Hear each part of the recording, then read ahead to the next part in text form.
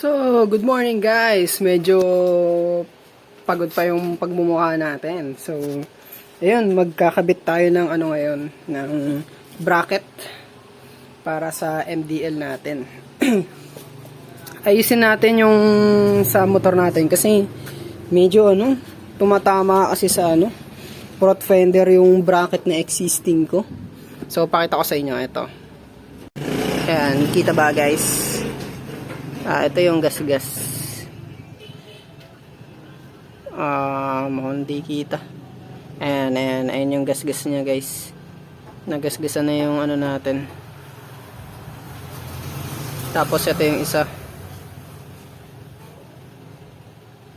Mukhang malabo. Basta yun yung dalawang gas-gas. Ayan kasi yung MDL natin. Tumatama siya dito sa baba. So, papalitan natin yung bracket natin. Papalitan natin itong bracket natin. So, ayun, mag-aayos tayo ngayon. Yung ipapalit natin is ito. Yan, para mas malinaw nyo makita. So, kakadating lang niya. Bilis ng deliver. In-order ko lang siya ng linggo. Dumating na ngayon, Martes. So, bilis ng deliver. Shoutout dun sa pinagbila ko na ito. Alright. So, mag-aayos na tayo ng ating mga tools. Ito yung mga gagamitin nating tools para sa pag-ayos ng ating bracket ng MDL natin. Alright. So, let's start.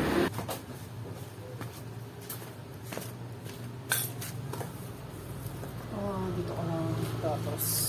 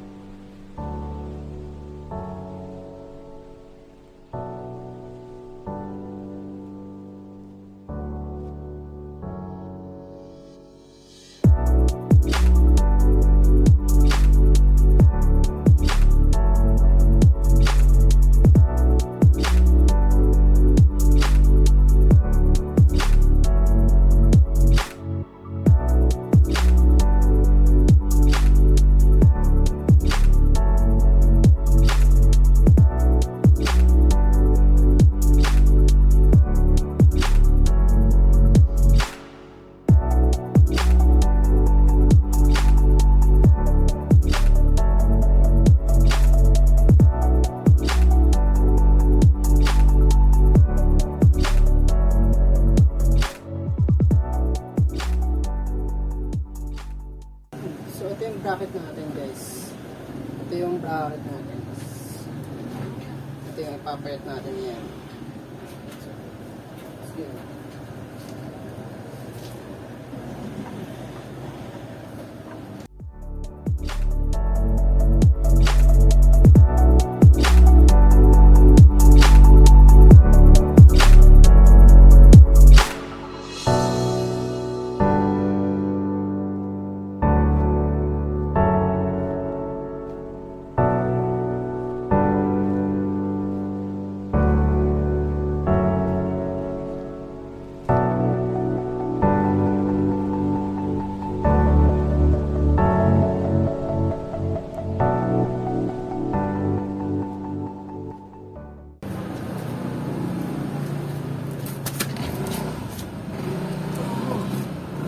So, ito yung box natin na MDL natin.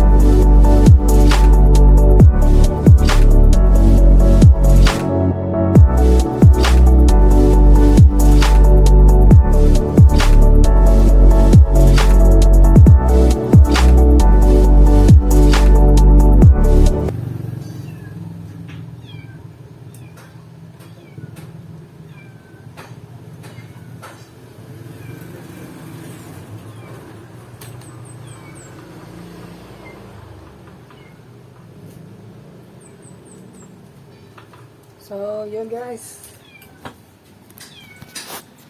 So, yun guys, no, nakabit na natin yung isa.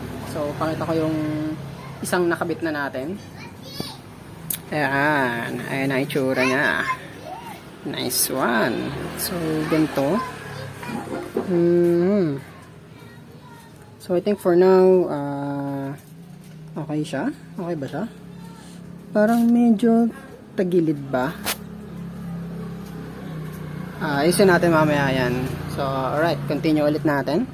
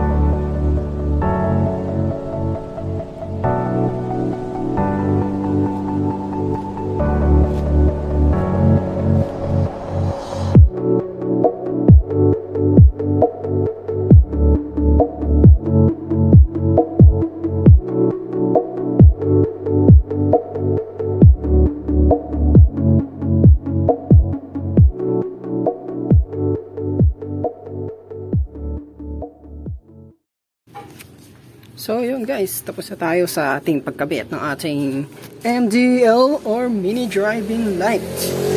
So ayun, tapos na siya. Ito, pakita natin yung itsura niya. Ito.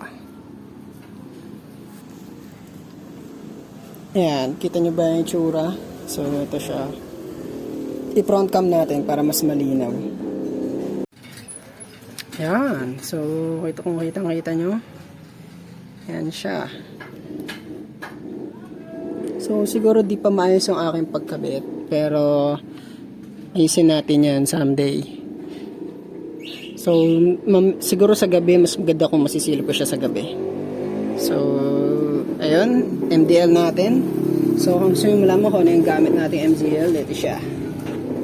Firefly Mini Driving Light version 6. So, alright. So alright, thanks for watching guys ng ating pagkabit ng ating MDL at ng brackets. So yun lang, at subaybayan nyo ulit ang aking vlogs. So hanggang sa muli, paalam!